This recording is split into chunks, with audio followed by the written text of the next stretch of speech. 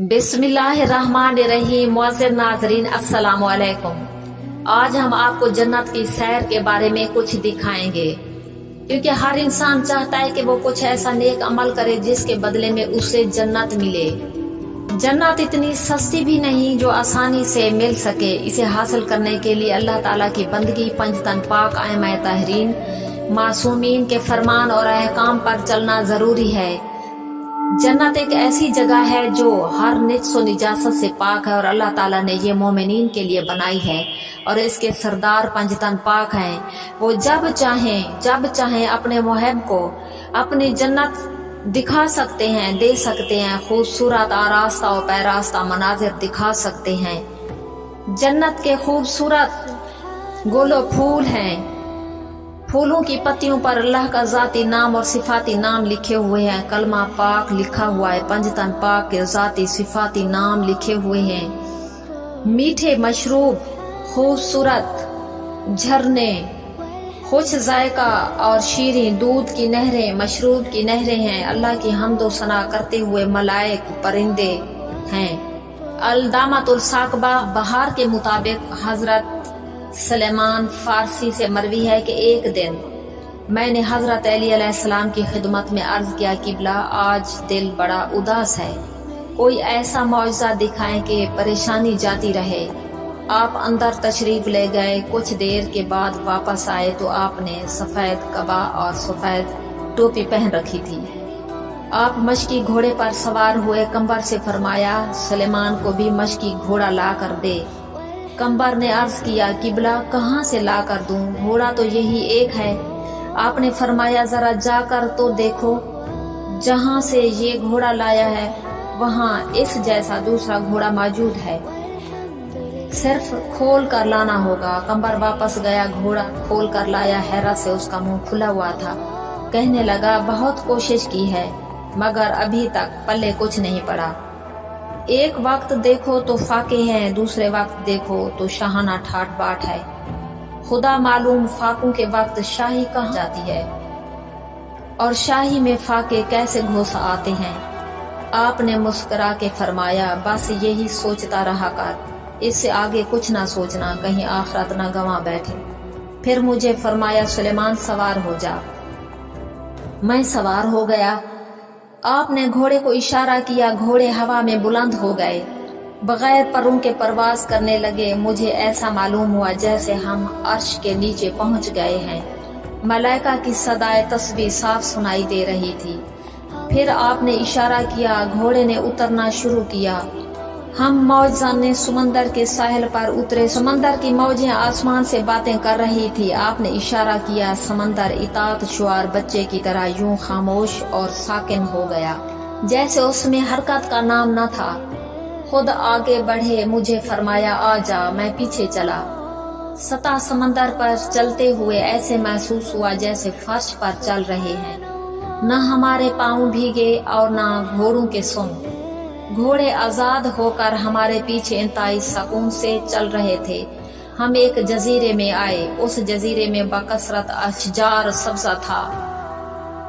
दरख्तों पर रंगारंग फल थे। एक एक दरख्त पर कई कई किस्म के मेवे थे। अजीब व गरीब किस्म के परिंदे हैरत अंगेज नगमे गा रहे थे। उन्हीं दरख्तों में एक बहुत बड़ा दरख्त था जिसकी टहनियां हद निगाह जाती थीं।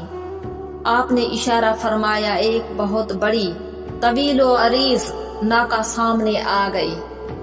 आपने फरमाया, सुलेमान नाका का दूध पी ले। मैं आगे बढ़ा, दूध पिया। ये दूध मक्खन से ज्यादा नफीस और शहद से ज्यादा शीरीं था। आपने फरमाया, सुलेमान कुछ गुंजाइश रखना, ये उम्दा दूध है, उम्दा तर अभी बाकी है। फिर आपने आवाज दी एक और नाका को। पहली नाका से बड़ी नाका बहराई। मैं तो उसे देखकर हैरान होता रहा। उस नाका का सर याकूत की तरह सुर्ख था, सीना अंबर अशहब की मानिद दरख्शां था। उसकी टांगे सब्ज जबरजद जैसी थीं, महार याकूत जर्द से थी। दाएं जानिब सोने की थी, बाएं जानिब चांदी की तरह चमकदार थी। बाल अबरार मोतियों की मानिद बराक थे। آپ نے فرمایا سلیمان اس کا دودھ پی لے۔ میں نے اس کا دودھ پیا، ایسے معلوم ہوا جیسے شہد نکل رہا ہو۔ سیر ہونے کے بعد پیچھے ہٹا، آپ نے فرمایا بس اب آ جا۔ میری آنکھوں کے سامنے ناکا یوں غائب ہوئی جیسے وہاں تھا ہی کچھ نہیں۔ میں نے عرض کیا قبلہ یہ ناکائیں کس کی ہیں؟ آپ نے فرمایا سلیمان ہمارے شیعوں کے علاوہ کس کی ہو سکتی ہے؟ ہم آگے بڑھے، ایک اور بہت بڑا درخت تھا جس پر ایک انتہائی خوبصورت پرندہ بیٹھا تھا۔ وہ پر پھڑ پھڑا کر سامنے آیا، السلام علیکہ یا امیر المومنین کہہ کر آپ کو سلام کیا اور واپس اپنی جگہ پر چلا گیا۔ میں نے عرض کیا قبلہ یہ پرندہ کیسا ہے؟ آپ نے فرمایا یہ ملک ہے جو اس علاقے کا محافظ ہے۔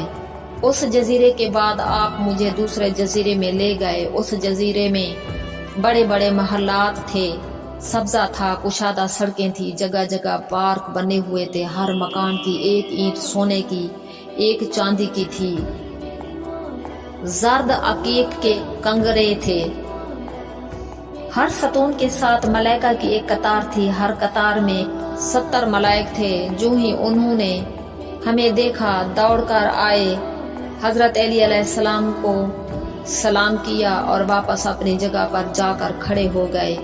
آپ ایک محل میں داخل ہوئے، ایسے معلوم ہوتا تھا جیسے یہ مستقل بستی ہو، آرام و آسائش اور لطف، نظر و جذب، دل کا ہر سامان موجود تھا۔ میں نے عرض کیا قبلہ ہم کتنا چلے ہوں گے؟ آپ نے فرمایا اس وقت تک تو کرۂ ارض کے گرد 10 چکر لگا چکا ہے۔ حیرت سے میرے دیدے پھیل گئے۔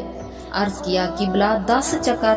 آپ نے فرمایا قرآن مجید میں تو نے پڑھا ہے کہ سکندر ذوالقرنین کرۂ ارض کے مشرق کے نقطہ آغاز سے مغرب کے آخری نقطہ تک پہنچ گیا تھا۔ میں نے عرض کیا قبلہ پڑھا ہے؟ آپ نے فرمایا سکندر سے میرا علم زیادہ ہے، کیونکہ مجھے خاتم الانبیاء صلی اللہ علیہ وسلم نے اپنا تمام علم عنایت کیا ہے جو انہیں اللہ کی طرف سے عنایت ہوا۔ کیا اللہ نے یہ وعدہ نہیں کیا کہ میں اپنا مخفی خزانہ غیب اپنے نبی مرتضیٰ کو دے سکتا ہوں؟ تو اسی طرح حضرت سلمان فارسی کو مولا علی علیہ السلام نے اپنی جنت کی سیر کرائی، اور ہم بھی یہی چاہتے ہیں کہ یا اللہ ہم تیری بندگی اور محمد مصطفیٰ رسول خدا صلی اللہ علیہ وآلہ وسلم کی سنت پر عمل کرتے ہوئے اور تمام معصومین کے اصولوں پر عمل کرتے ہوئے ہم بھی جنت الفردوس میں اپنا ایک بہترین مقام پائیں۔ آمین الہی آمین۔ اللہم صلی علی محمد و آل محمد۔